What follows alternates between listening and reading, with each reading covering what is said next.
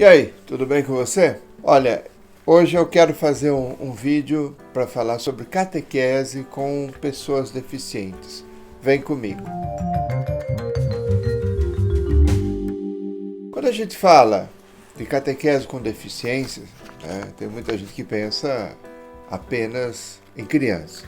A gente tem que pensar na catequese com criança deficiente, mas a gente tem que pensar também que a igreja está focando, a igreja do Brasil está pelo menos tentando focar cada vez mais a questão dos adultos, tá? A catequese está focalizando cada vez mais na evangelização, no querigma, no serviço com os adultos, não só com criança. Então, cuidado. Quando a gente fala catequese, tem gente que pensa que é só com criança. Não é. Inclua aí também adolescentes, inclua aí também as famílias, inclua aí os adultos, tá? Agora, vamos lá. Quando a gente fala de catequese para adolescentes, com deficientes, a gente tem que lembrar que a fé é para todo mundo. Jesus morreu na cruz para todo mundo. A gente diz isso na missa, que para a salvação de todos. A gente diz na consagração, de todas as pessoas. Quer dizer, Jesus morreu para salvar todos. Então a gente não pode ficar só com um grupinho de elite, não pode ficar só com um grupinho de branco, um grupinho de gente que é boa das pernas, dos olhos, tudo, porque a gente não é isso. Fé é um assunto de coração, não é assunto de deficiente e de exclusão. A gente não pode excluir as pessoas. Muito pelo contrário, a gente tem que trazer as pessoas para o Cristo. E aqui, então, a gente precisa falar de vários tipos de deficiência. Por exemplo, de visão. Eu, por exemplo, sou deficiente de visão. Eu enxergo de um olho e não enxergo do outro. Vocês podem ver de vez em quando, falam assim, esse padre ele é estrábico. Não é que eu sou estrábico. Eu enxergo um olho só, né? Esse olho aqui, o esquerdo, eu uso prótese. Eu perdi quando eu era pequeno. Mas tem gente que é pior do que eu, enxerga com os dois, né? Então, aí fica pior ainda. A minha deficiência, ela é relativamente leve. Mas tem gente que é mais deficiente, a deficiência é mais grave do que a minha, tá? Mas não é só a questão de visão, é a questão também de audição, é a questão também da fala, né? A gente precisa... A pessoa que não escuta, o surdo, ele tem dificuldade de falar, porque ele tem dificuldade de escutar. Às vezes precisa se usar libras. Também tem a deficiência motora. Eu estou aqui com uma colinha para eu não me perder muito. Também tem a deficiência motora, de braços ou de pernas. Tem gente que não tem perna ou tem dificuldade com a mobilidade das pernas ou dos braços, e aí precisa ser ajudado, né? Imagina, por exemplo, tem igreja que não tem nem rampa, fica complicado. Não tem rampa, uma pessoa não pode subir com um carrinho de bebê. Uma pessoa não pode ir com cadeira de rodas. Uma pessoa que não enxerga também, ela precisa ser tratada do seu jeito. Eu fiquei muito curioso uma vez.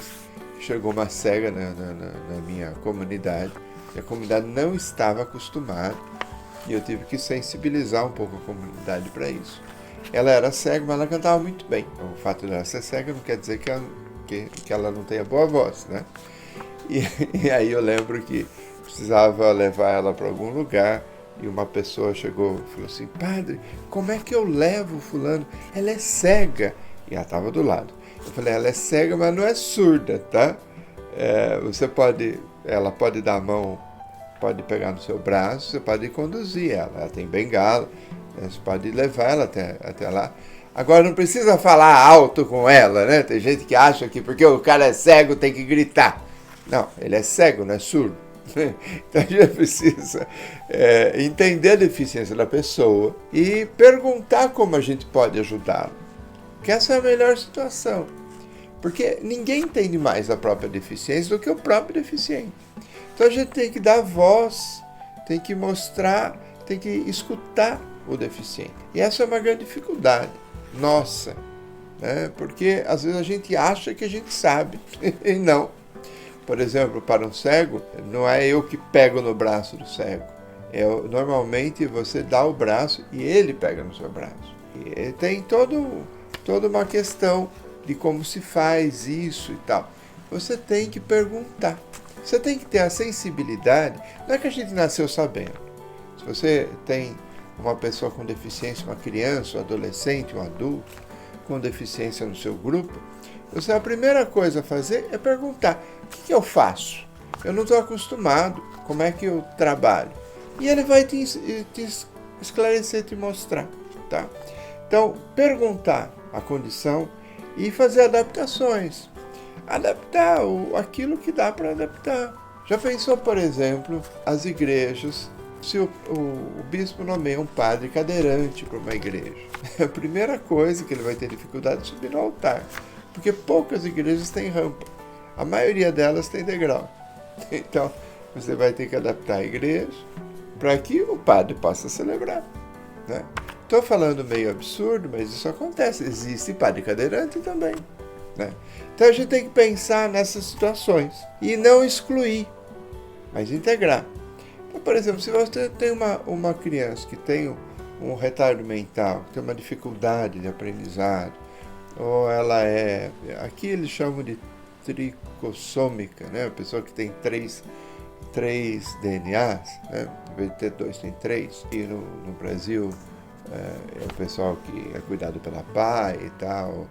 Eu não sei como que é hoje a terminologia. Antigamente a gente dizia excepcional, né? A pessoa que tem síndrome de Down. Essa pessoa que tem síndrome de Down, ela precisa ser acompanhada. Ela pode aprender, e ela consegue aprender, mas ela tem o ritmo dela, o jeito dela. Aqui, por exemplo, na França, existe até freira com síndrome de Down. E elas fazem voto, elas rezam ofício, elas fazem o que elas podem. Não é porque a pessoa tem alguma deficiência, sei lá, intelectual, motora, visual, qualquer uma que seja, né, que a pessoa pode ser excluída. Muito pelo contrário. A minha experiência é que essas pessoas têm mais fé e chegam melhor a Deus do que nós, porque Deus está preocupado com elas. Então, a gente às vezes precisa combater os estereótipos e integrar as pessoas, né, na catequese. Não fazer uma catequese só para essa pessoa, mas colocá-la no grupo e ajudar os outros, as outras crianças, os outros adolescentes, os outros adultos, a entender a deficiência e a trabalhar com a deficiência junto, no grupo. Tá? Porque é assim que a gente vai aprender do outro. É assim que a gente vai se interessar pelo outro. É assim que a gente vai ser mais católico, mais cristão. E aqui, às vezes, a gente tem que usar uma metodologia um pouco diferente para o grupo entender. Por exemplo, a pastoral de pessoas com deficiência na minha diocese, uma das garotas da pastoral, trabalha com Libras e tudo e tal, e aqui não vou falar o nome dela, ela um dia fez a experiência de pegar e colocar todo mundo, dar uma palestra, enquanto todo mundo da palestra está com o olho tampado, tem um tapa-olho, então a palestra inteira a pessoa fica com o tapa-olho, para ela mostrar qual é a deficiência do cego. E aí, no intervalo da palestra, essa parte curiosa, no intervalo da palestra, a pessoa não podia tirar o tapa-olho. Ela tinha que ir tomar o café e comer bolachinha, alguma coisa assim, acompanhado por uma outra pessoa que podia enxergar.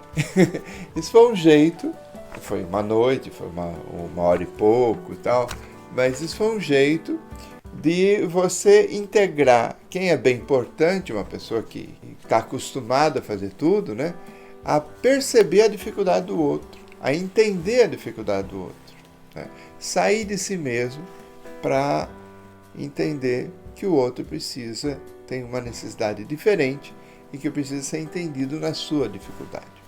Então você que tem alguém no grupo de catequese, preste atenção na dificuldade dele, faça uma dinâmica para que todo mundo possa entender a dificuldade daquela pessoa, né?